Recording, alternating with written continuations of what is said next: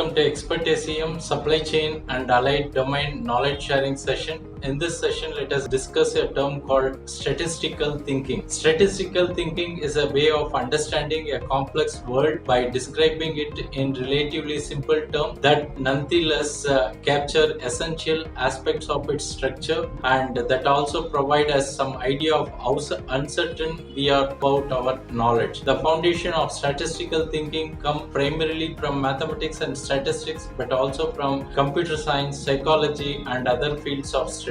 We can distinguish statistical thinking from other forms of thinking that are less likely to describe the world accurately. In particular, human intuition often tries to answer the same question that we can answer using statistical thinking, but often gets the answer wrong. For example, in recent years, most Americans have reported that they think that violent crime was worse compared to the previous year. However, a statistical analysis of actual crime data shows that in fact violent crime has steadily decreased since 1990s. Intuition fails us because we rely upon best guesses, which a psychologist refer to as heuristic, that can often get it wrong. For example, humans often judge the prevalence of some event like violent crime using availability heuristic, that is how easily can we think of an example of violent crime. For this reason, our judgment of increasing crime rate may be more reflective of increasing news coverage in spite of an actual decrease in the rate of crime. Statistical thinking provides us the tools to